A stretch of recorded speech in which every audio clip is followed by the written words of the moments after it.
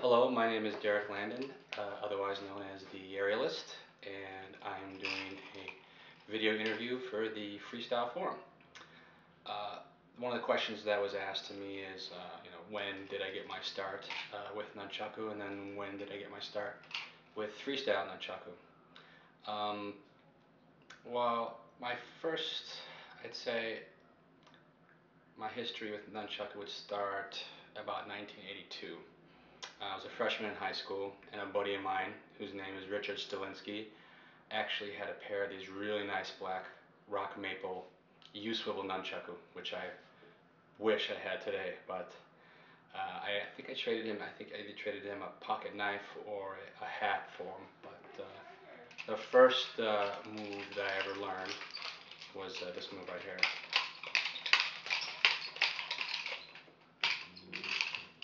And in 1985, my freshman year at Southern Illinois University, I learned this move, which everybody calls the wrist roll or the hand roll.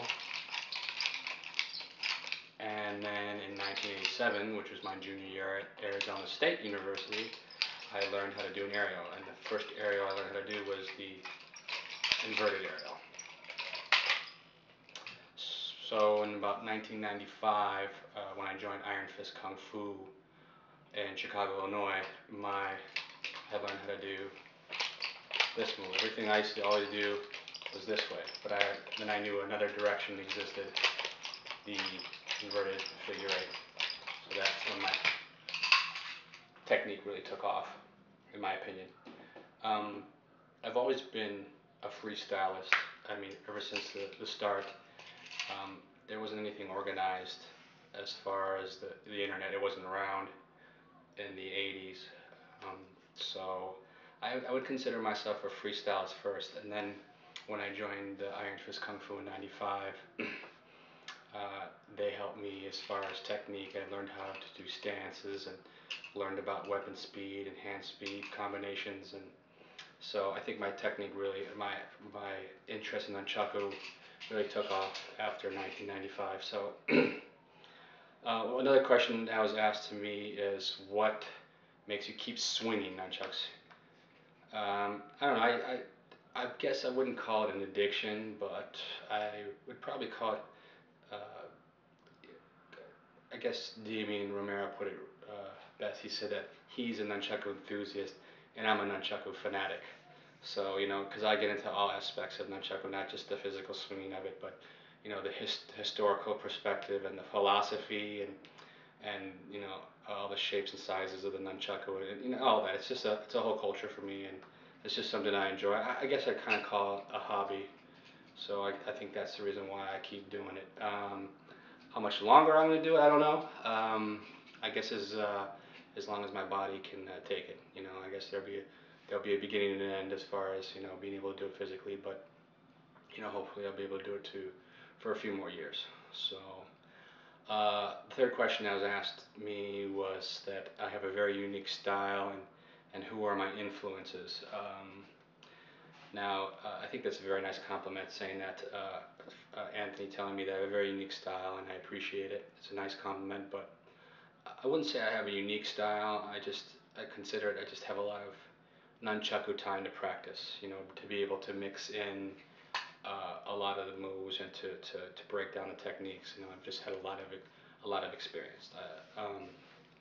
There's a lot of guys on the forum who are just absolutely amazing in just a short time. That's the advantages of the internet and being able to communicate globally, is that these moves exist. When I was growing up and I was doing nunchaku, I never knew that you could do the wheel, or I never knew you could do the thumb spin and the finger spin. I just found that out later from learning on the web. So, who are my influences? First and foremost, I got to give it to my guy, Damien Romero. It's just an unbelievable nunchaku artist and an unbelievable martial artist as well. And it's not just his technique and what he does physically with the nunchucks, but it's his philosophy. He taught me about Nunchaku is ambidextrous. Whatever you should do on your left, you should be able to do on your right. And when you know that, when you learn how to do that, I think you definitely improve as not only a martial artist, but a freestyle martial artist as well. Um, Tony Valente, just an unbelievable martial artist, unbelievable nunchaku artist, one of the fastest guys I've seen with a pair of nunchucks. I saw him once in 2002 or 2003, and I just couldn't believe how fast he was. He's got to be like the fastest guy I've ever seen. He doesn't do a lot of fancy aerial techniques or anything like that. He's basically an old school chucker, but it's just what he does is just unbelievable.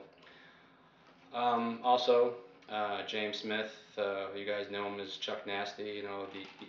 Excuse me, the intricacies of his moves and his asymmetrical double nunchaku is very top notch. It's definitely what he does is an influence on my technique. And me and James are tall. He's like 6'3.5". I'm close to 6'2". So a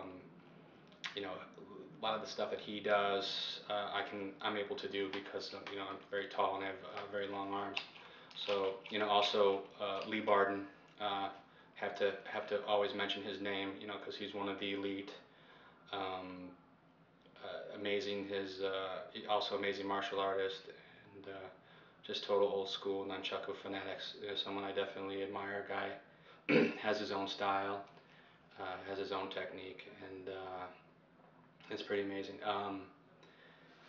If One of the questions also is if I were to give any advice to any of the up and coming freestyle nunchaku artists out there, you can give a lot of advice, you can give tips.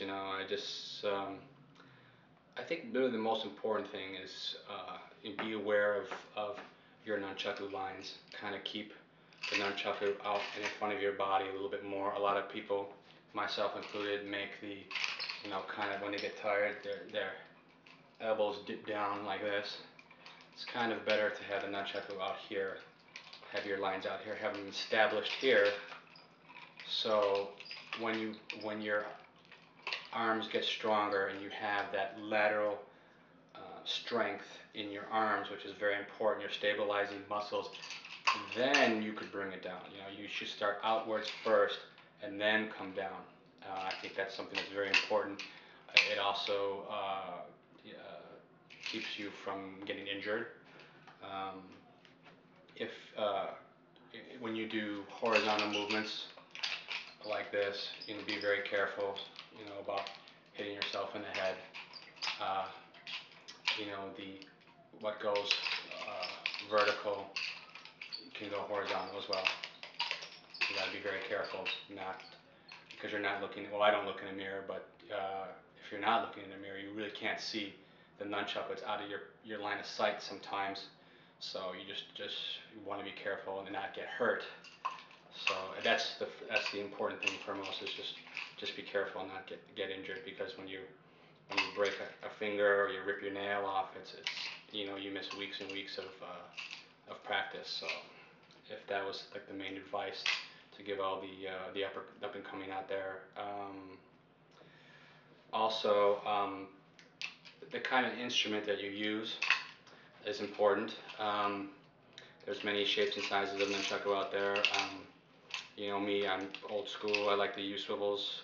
I like exotic hardwood, and I like them tapered. Not saying that any of the other nunchakus are not good enough for practice, but these are the kind that I like. And when I started out, when I was a newbie, I had a pair of pretty decent sized and weight nunchucks. A lot of people think that they have to start off with foam rubber ones. I would do foam rubber only if I was in somebody else's house and there was a lot of breakables around, or there were people in close proximity, and but if you trust your technique, you shouldn't worry about stuff like that. So, okay, thank you. Bye.